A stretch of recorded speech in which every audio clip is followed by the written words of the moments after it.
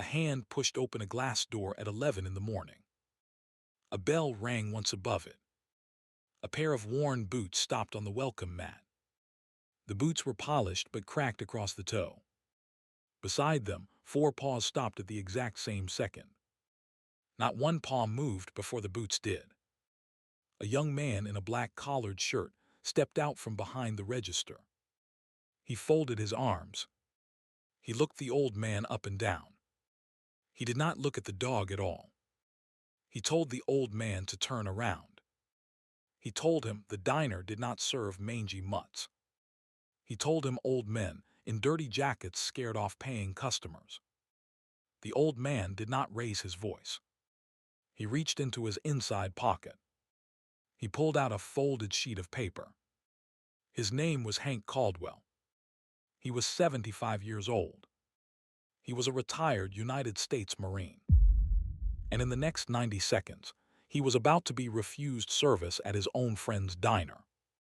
Stay with me on this one. The diner sat off Highway 79 in Caldwell County, Texas, and had stood there since 1974. The sign out front read Rosie's Roadside in red cursive that had been touched up exactly once in 50 years. The parking lot held 7 trucks, 2 sedans, and a tractor. The smell that hit you when the door opened was bacon, coffee, and something cinnamon coming out of the back. Hank Caldwell had been coming here every Thursday for almost 40 years. He always sat in the second booth from the window. He always ordered black coffee, 2 eggs over medium, wheat toast, and a bowl of grits. He always tipped $6 in cash, because that was what his wife Eileen used to do before she passed. He had walked through that door more times than he could count. He had never once been asked to leave. Hank wore a faded blue windbreaker over a plain gray shirt that morning. He did not wear a Marine ball cap. He did not wear his pin. He did not wear the bracelet from the unit reunion. Hank had stopped wearing those things in public a long time ago. He said it felt like asking for something. He said the men who deserved the noise were not the ones who came home. So he wore a windbreaker. He wore boots that had seen better decades. And he carried in his inside pocket the only piece of paper he ever needed to show anyone. It was a 1-page letter from the Department of Veterans Affairs. It was signed and stamped. It explained that the German Shepherd at his side was a federally protected service animal. The dog's name was Ranger. Ranger had been with Hank for 6 years. Ranger knew the sound of a car door, the smell of a gas leak, and the difference between a stranger and a friend. The new manager's name was Dylan Voss. Dylan was 28 years old. He had moved from Austin 6 weeks ago to take over the franchise location after the previous manager retired.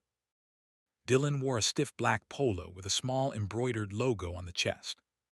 He had a thin beard he kept touching. He had not yet learned a single regular's name. He stood between Hank and the row of booths and did not move. He looked at Ranger like Ranger was a stain on a clean floor.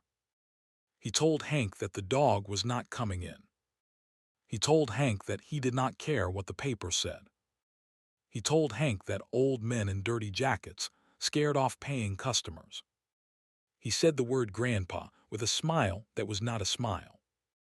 Hank kept his voice low. He had spent his whole life keeping his voice low.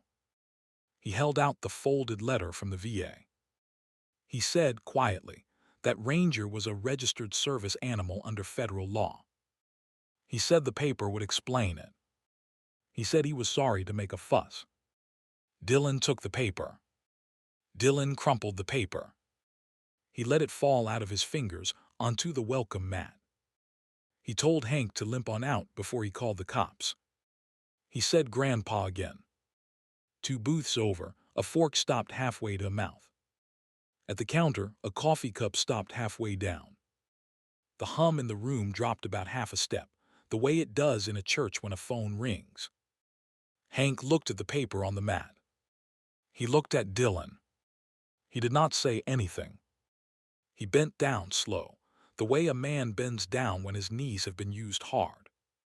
He picked up the paper. He smoothed it out against his thigh. He folded it back along its old creases. He put it back in his inside pocket. He turned to leave. Ranger did not turn. That was the moment. That was the still moment. Every fork in the diner was frozen midair. Every cup was halfway between table and lip. Hank pulled gently on the leash. Ranger did not move. Ranger had planted himself between Hank and Dylan, with his shoulders squared and his ears flat. He did not bark. He did not growl. His hackles were up along his spine like a thin black ridge. He was not threatening anyone. He was simply refusing to leave his man alone in front of someone who had just hurt him. A trained service dog does not abandon his post. Ranger had been trained by a Marine for a Marine, and a Marine does not leave a brother on the ground. Hank pulled again, softer. Ranger looked up at him, then looked back at Dylan. The dog's body said one thing in plain English. Not until he apologizes. Hank's shoulders dropped a quarter inch. The kind of drop only an old man knows. The kind of drop that happens when your body remembers something your mind has been working hard to forget. His hand on the leash began to shake. Just a tremor. Just enough that the leather creaked. That was when the room turned. In the corner booth, a woman in her 70s set down her coffee cup so carefully it did not make a sound. Her name was Loretta. Her late husband had served in Korea. She had not stood up quickly for anything in a decade. She stood up now. At the counter, a trucker named Big Cal in a Peterbilt cap took his elbows off the laminate, slid off his stool, and turned to face the door. He did not say a word. He just stood. Behind the register, Marisol, 26 years old, off duty, in for a quick cup before her shift, walked out from the cash wrap with tears already running. She did not wipe them. She came around the counter and stood 3 feet behind Hank without touching him. The diner held its breath. And then the front door opened behind Hank. The bell rang again, loud in the silence. A tall man in a tan sheriff's uniform stepped through. He had a silver star above his pocket and a name tag that read Buckner. 3 deputies followed him in. They had come for their standing Thursday lunch. Sheriff Wade Buckner was 62 years old. 40 years ago, on a dust road in Fallujah, a Marine had pulled him out of a burning Humvee with his own hands and his own back and one functional arm. The Marine had been Hank Caldwell. The Marine had never asked him for a single thing afterward. Wade had not seen Hank in 3 weeks. He saw him now. He saw him standing with his shoulders dropped, his hand shaking on a leash, and a piece of paper still warm in his pocket. The sheriff did not say hello. He took one look at the welcome mat, one look at Dylan's face, and one look at the manager's stance. He stepped to the side without speaking and let the door close on its own behind him. 2 booths over, a man in a gray suit with no tie closed his laptop. His name was Earl Hatchett. He was the United States Congressman for the district. He was home from Washington for the recess. He had been answering email and eating a club sandwich for the last 40 minutes. His chief of staff, a woman in her 30s named Priya, looked up from her own screen and went very still. And then, from the swinging doors that led back into the kitchen, an old man walked out. He was 78 years old. He wore a clean white apron over a denim shirt rolled to the elbows. He had a wrench in his back pocket from inspecting the new fryer. His name, printed in faded letters on the laminated card hanging beside the register, was Roy Tibbs. He was the franchise owner of all 11 Rosie's locations across East Texas. He was the man whose signature was on Dylan Voss's paycheck. He had stood 3 feet to Hank Caldwell's left in a fire team in Da Nang in 1969. They had shared one canteen for a week. He had not seen Hank's shoulders drop like that since the night they came off the helicopter at home. Roy stopped in the middle of the floor. He looked at his manager. He looked at his friend. He looked at the dog. He looked at the paper-shaped crease on the welcome mat. He did not raise his voice either. He never had. "Dylan," he said, "repeat what you just said to the man in the blue jacket." Dylan smirked. That was his first mistake. He thought the old man in the apron was the dishwasher's father. He thought the cook had wandered out to gawk. He had not bothered to learn faces yet. He had not bothered to learn names. He said, loud enough for the back booths to hear, "I told the old man and his mutt to limp on out before I call the cops." He said it with the same smile from before. He said it like he was teaching everyone something. Roy's jaw did the thing it had not done in 50 years. A small muscle just below the ear flickered once. Believe me, that muscle had ended arguments in 3 countries. "Say it on the record," Roy said. Slow. "Now here's the thing." Dylan still did not understand whose floor he was standing on. He repeated it. He used the word grandpa again. He used the word mutt again. He added something about the diner having standards now. The trucker at the counter took 1 step closer to Hank's back. Loretta took 1 step closer too. The sheriff did not move at all, which was somehow worse. Hank still had not spoken. He still had his hand on the leash. Ranger still had not moved. The dog had been holding his line for almost 2 minutes now, the way a working dog holds a line without a sound. Marisol spoke first. She had to clear her throat twice.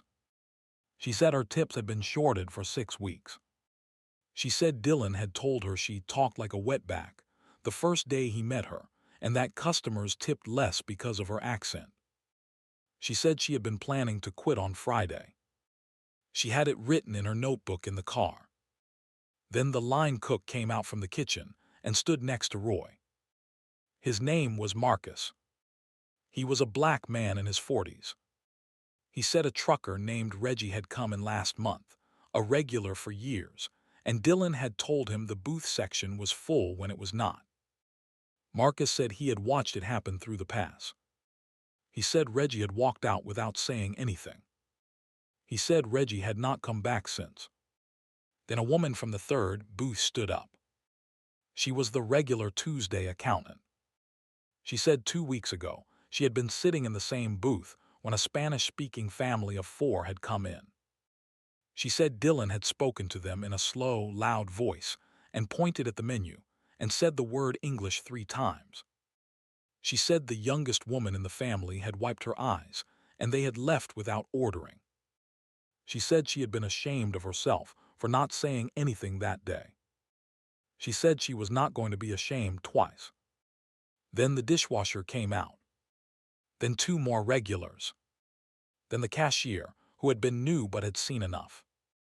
Sheriff Buckner reached into his breast pocket. He took out a small notepad and a ballpoint pen. He clicked the pen once. The click was very small and very loud. He started to write. If you're still with me, hit that subscribe button, because the next part is the part where the room sets it right. Dylan's smirk slipped exactly 1 inch. He had spent the last 6 weeks running this diner like a small private kingdom.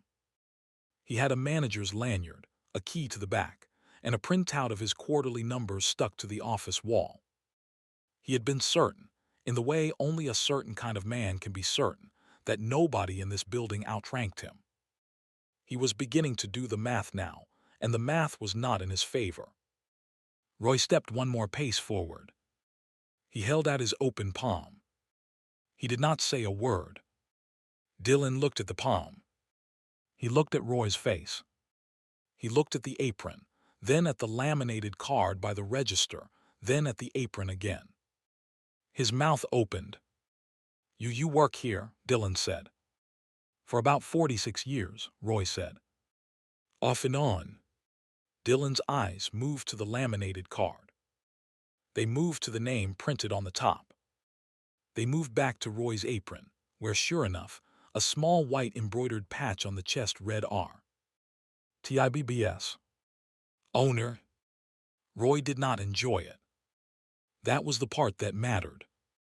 He did not lean in. He did not smile. He kept his palm out. He said very evenly, "Your name tag, son." Dylan's hand went up to his collar. He unpinned the small black plastic rectangle that read DYLAN, manager. He set it in Roy's palm. Roy closed his hand around it without looking. He turned to face the room.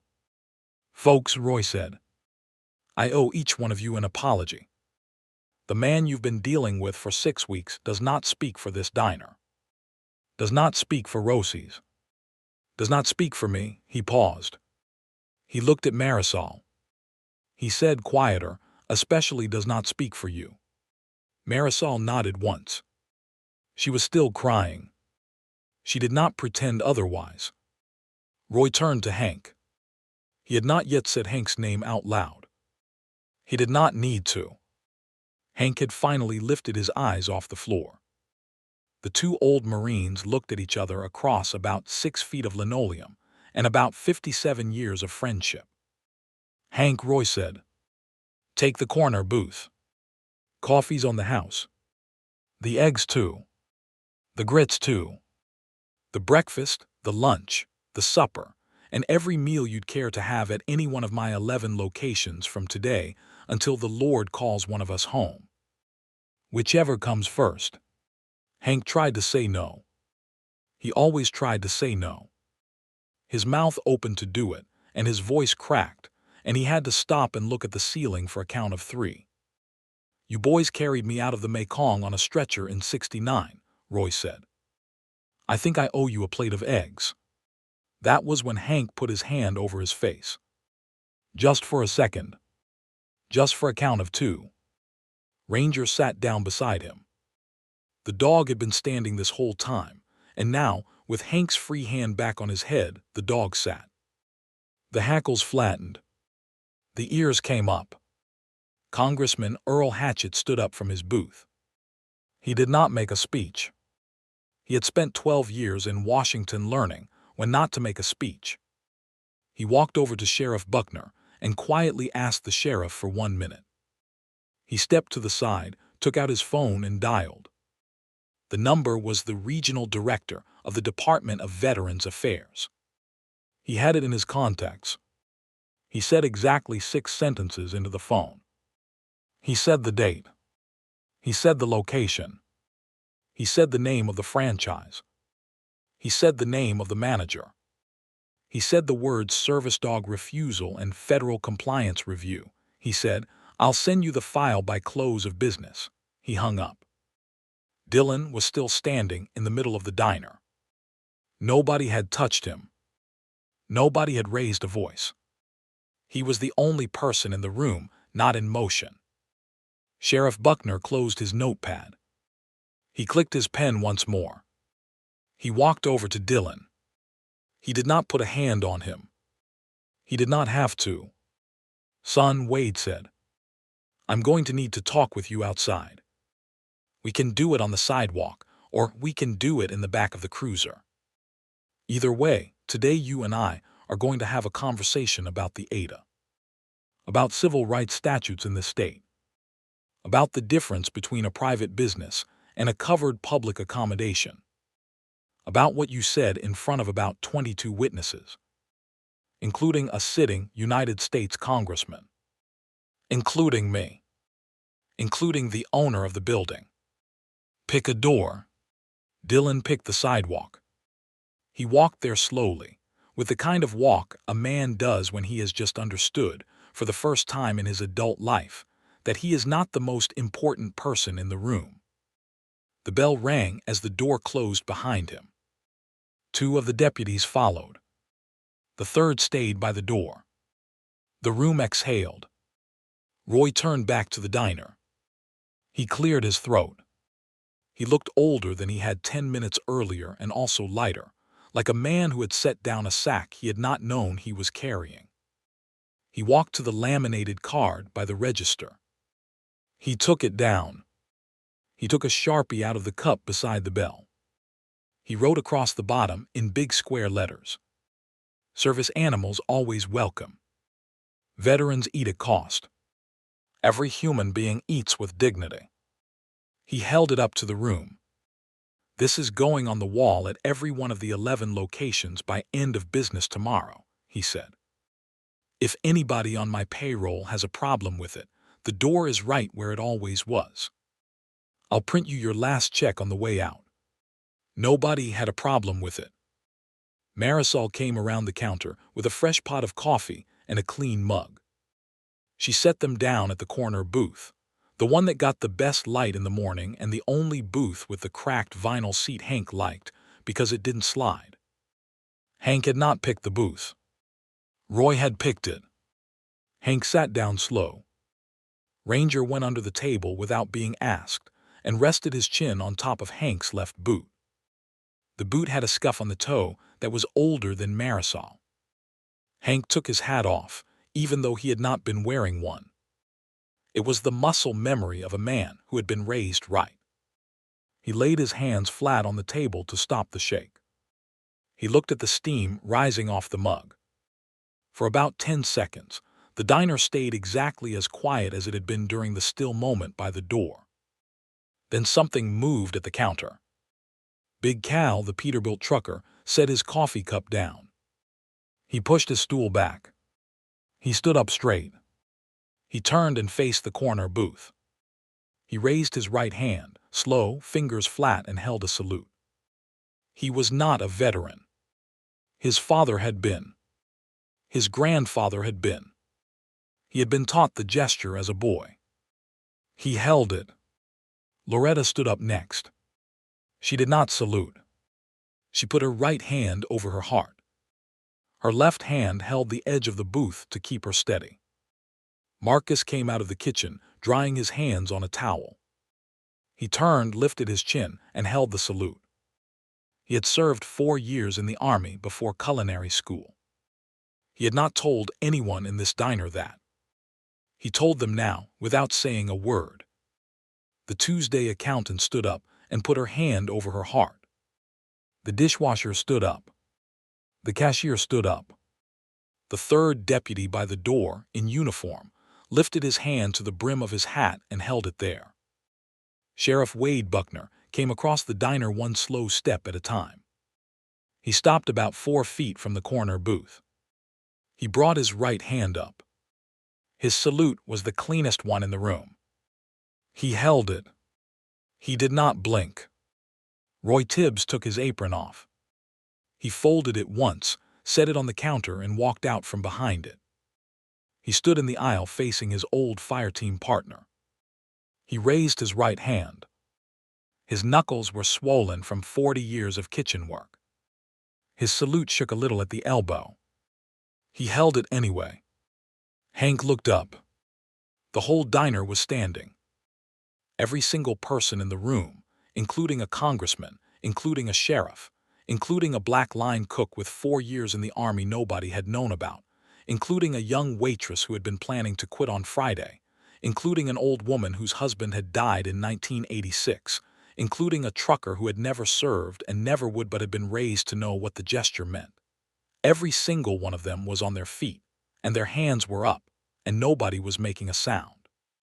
Hank's eyes did not stay dry. He nodded once. It was the smallest nod a man can make. He brought his own right hand up, slow, shaking, the joints reluctant, and he returned the salute. Then he lowered it. He sat back down. The room sat back down with him, one booth at a time, as quiet as it had stood up. A single tear came off the side of his nose and landed in the black coffee. It made a small ring.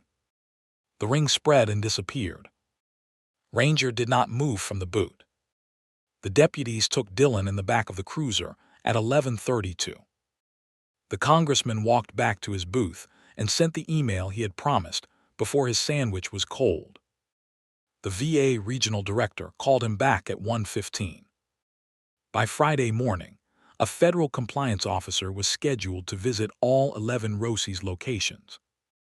Marisol got her tips back, all 6 weeks of them in cash, out of Roy's own wallet, before the lunch rush even cleared.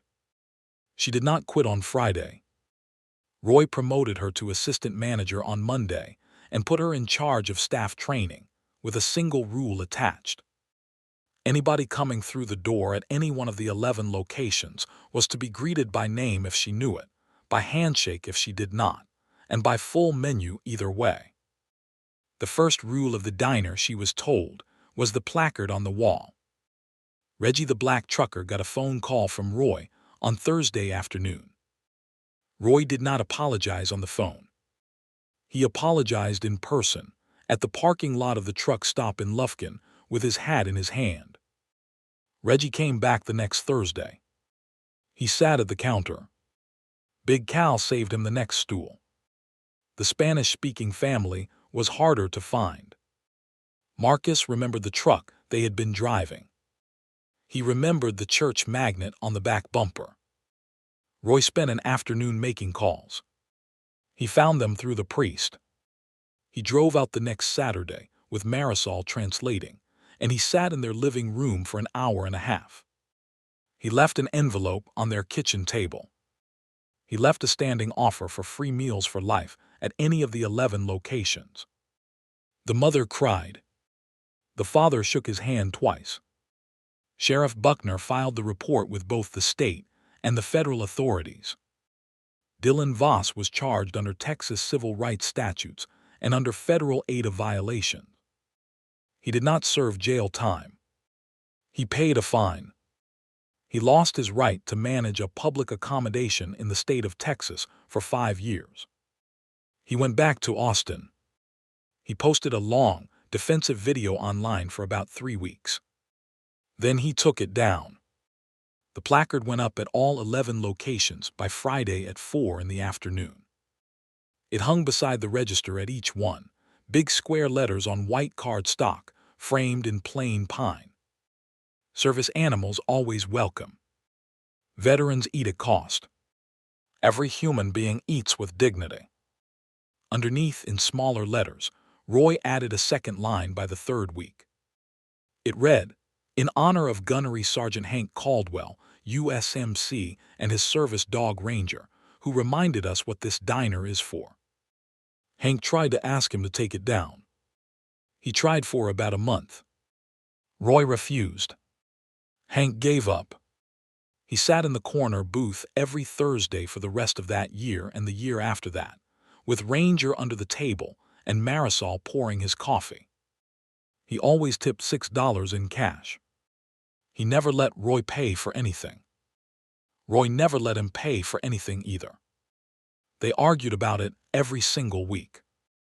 They both lost every single week. They were happy about it. Big Cal started coming in on Thursdays too. So did Loretta. So did the Tuesday accountant, on Tuesdays and on Thursdays. So did Marcus, who eventually opened his own breakfast place in Tyler with a $5,000 loan from Roy and a hand-lettered version of the placard above his own register. Ranger lived another 4 years. He passed in his sleep on a cold January morning with his chin on Hank's left boot. The boot still had the scuff on the toe. Hank buried him under the big pecan tree behind the house Eileen had loved. He carved the name himself into a flat creek stone. He went back to the diner the next Thursday. The corner booth was empty, waiting, and a fresh black coffee was already on the table by the time he sat down. Beside the coffee was a second mug, full, untouched, set out for the dog who was not there. Marisol had said it. She did it every Thursday after that, for the rest of Hank's Thursdays, and she never mentioned it out loud once. Hank lived another 6 years. He died at 85 on a Sunday afternoon in his own bed, with the Marine hymn playing low on a radio Eileen had bought him in 1979. Roy spoke at the funeral. Sheriff Buckner spoke at the funeral. The congressman, 2 terms older and grayer now, flew home from Washington for it. The corner booth at the Highway 79 location has a small brass plate on it now. It reads Caldwell.